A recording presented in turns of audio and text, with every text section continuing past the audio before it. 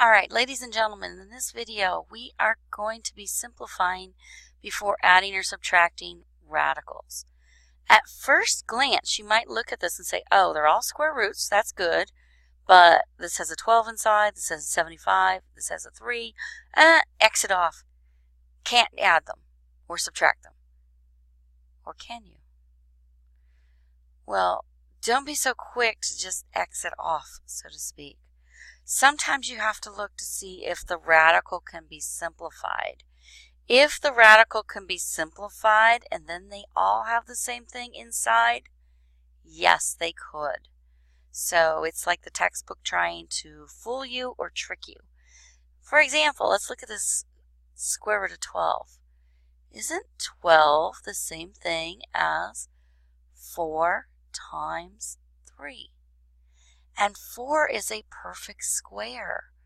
The square root of 4 is 2, so that means a 2 comes out, and I have a square root of 3 left. So what does that mean? Oh, I can at least combine these two. Let's see if 75 can be simplified. Isn't 75 the same thing as 25 times 3? Yes, it is. And the square root of 25 is 5. So I have a 5 on the outside and a 3 on the inside.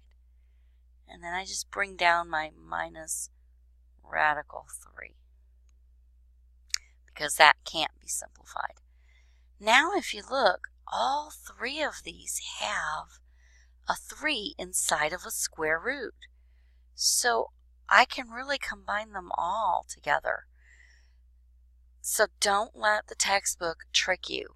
So if I have 2 square roots of 3 plus 5 more square roots of 3, that gives me 7 square roots of 3.